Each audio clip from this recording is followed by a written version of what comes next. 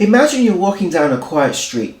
You're feeling fairly relaxed, and all of a sudden you hear footsteps approaching behind you. Maybe your heart starts to race, you're starting to breathe a bit faster, you're feeling nervous, you're feeling really anxious, you feel maybe that you're in danger. This is the fight or flight response happening in your body. This is a very normal response that our nervous system has to keep us safe. But what if, instead of having this fight or flight response, you instead freeze, you shut down, you feel dissociated, you feel there's a threat, there's nothing you can do, and therefore you kind of play dead instead?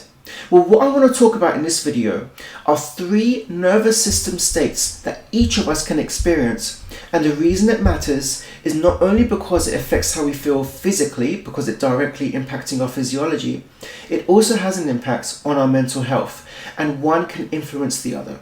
So in this video, I'm going to talk about the sympathetic nervous system, the ventral vagal nervous system, and what I want to focus on in this video is the dorsal vagal nervous system. Before we get into it, I'm Desh, I'm a qualified counsellor, and one of the ways I support my clients is to help them understand the different nervous system states, because by understanding how we feel physically, it can help us to know what measures to put in place mentally to help regulate us. So let's go right into it. Using that example of walking down the street, you hear footsteps, let's talk about the sympathetic nervous system. This is our fight or flight. We hear footsteps coming down, our heart starts to race, we feel there may be a threat coming, our muscles are becoming tense, all the blood is rushing to our muscles, our heart is pumping faster to keep up with the action mode we're about to enter, our breathing is becoming a lot more shallow, we're finding that we are about to either run away from this perceived threat or go and attack it and confront it. So therefore we need to have our energy mobilized, we need our muscles to be ready, everything's tensed, our jaws might be clenched up, fists might be clenched. So this is the sympathetic nervous system, and you may have experienced this without having a perceived physical threat. Maybe you're about to give a presentation, maybe you're about to go into a job interview. You probably have those butterflies in your stomach, you have your heart racing, you feel you're struggling to control your breath, your nerves are showing, your body's shaking because there's so much tension, it's ready to go, it's ready for action. So it's the same thing, there doesn't have to be a physical threat. It's remarkable how the way we perceive the world as to what's threatening, what's not, what makes us nervous, what doesn't, impacts the way that we respond in terms of our nervous system.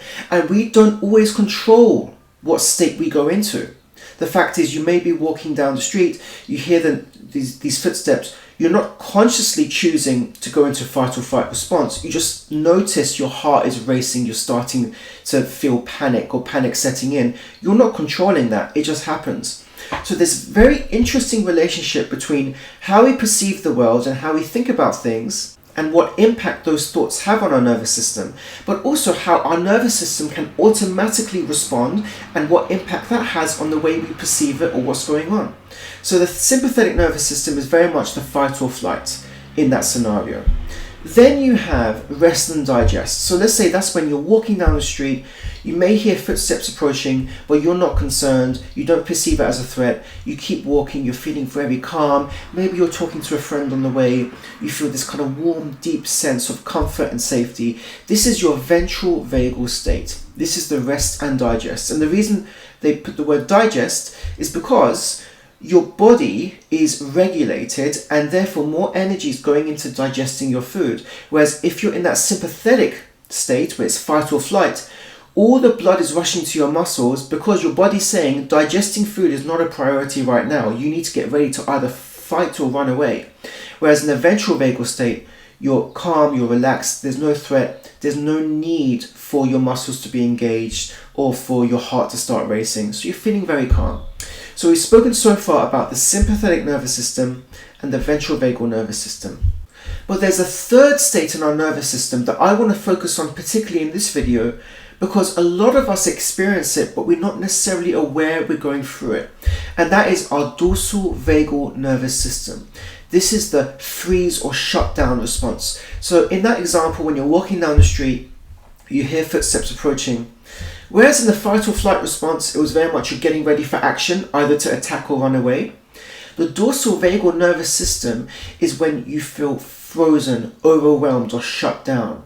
You literally freeze. You feel the threat is coming and there's nothing you can do about it. So you just shut down, you disassociate, and you freeze. So it's kind of like playing dead in nature.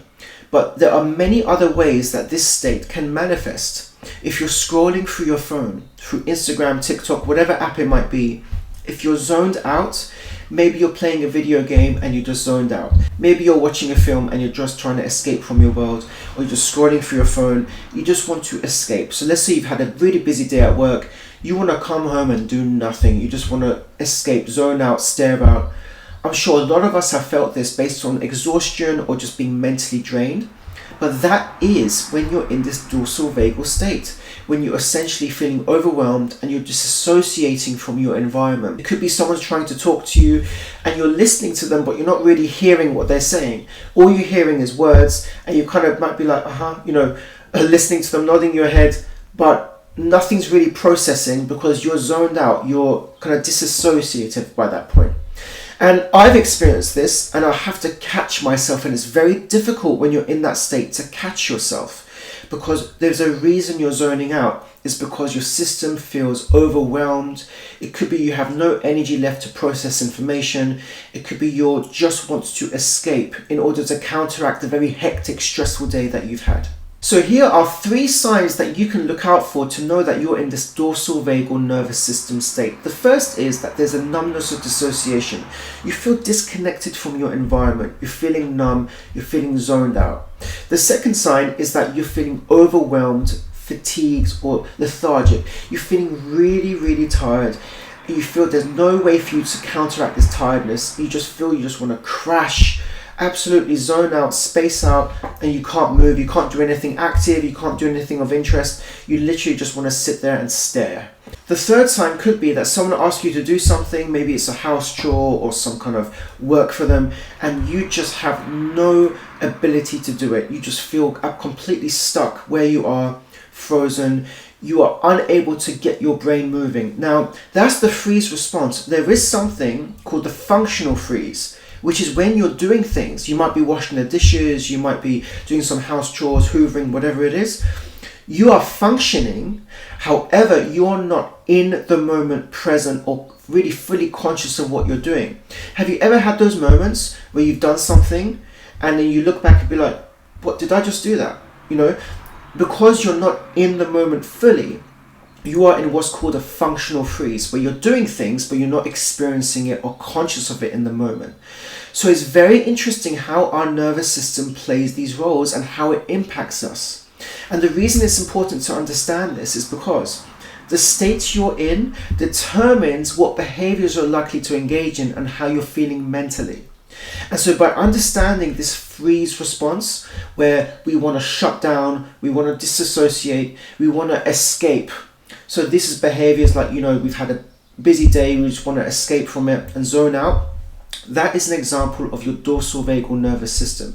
And here are 3 ways that you can regulate that nervous system.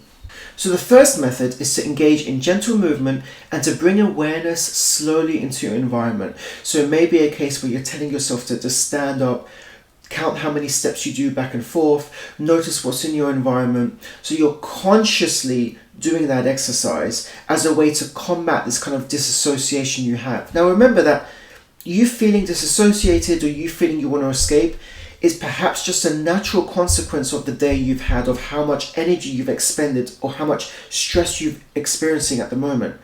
And that could be a result of the life you're undertaking. Maybe it's the nature of your work, or perhaps something's just happened where your nervous system is trying to recalibrate. But if you continually find yourself in this state, it means that you are experiencing a lot of stress that's not really being unloaded. And so by doing these simple methods, one of which is to move and to bring awareness into your environment, you are recruiting your consciousness to help bring yourself into the present moment.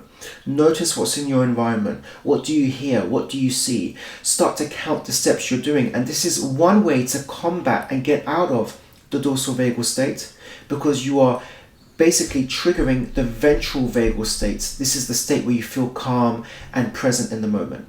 The second method is to engage in social connection. Find someone you can talk to. Talk to them. Just talk about anything you want. It could be about the day you've had. It could be about how you're feeling. It could be about what plans you have for tomorrow. Just get in a conversation with someone that you trust, whether it's in person or on the phone. When we talk to someone, this is another very powerful way of us going into a ventral vagal state where we're becoming more present of the moment and we're connecting with other people. The third method is to do breathing exercises or vocalization. So focus on your breath, become more conscious of your breath. You are becoming more conscious of what you are doing. You are becoming more conscious of one thing that you can control, which is your breath. Taking deep breaths in, deep breaths out, start counting them. And you can also use vocalization, which is sighing, humming, singing. So becoming more conscious of your voice, and it's going to stimulate the vagus nerve, which will help you to get into a more ventral vagal state where you're feeling more connected with the present moment. Now, if you're in a dorsal vagal state, which is the state of overwhelm or shutdown, you're probably not aware that you're in that state at the moment. It can be very difficult to actually take action during that moment. Sometimes we only look back and realize, man, I've just been on the couch for an hour. Where has that time gone? Okay. It's only when you become conscious that you've been in that state where you can start to recruit those methods to start regulating your nervous system. But the more you do it, the more effective you will be at catching yourself when you're going into this dorsal vagal state. So it allows you to regulate your nervous system and bring you back into a calmer state. And by the way, this also works if you have a sympathetic nervous system activated. If you're feeling a lot of anxiety, fight or flight, feeling really panicky, these methods also work to help regulate your nervous system as well. Remember that those nervous system states are not there to harm you. They are a natural part of your body. They're a natural rhythm that you have in order to keep you safe in different environments. So by understanding what states there are and what states you find yourself in, you can help to use that to work for you rather than against you. Comment below on how often you find yourself in a dorsal vagal state. How often do you feel overwhelmed? How often do you feel you want to escape or zone out, or you feel completely shut down? Please comment below. I'd love to hear about it. Please like and subscribe. There's going to be more content coming out very soon.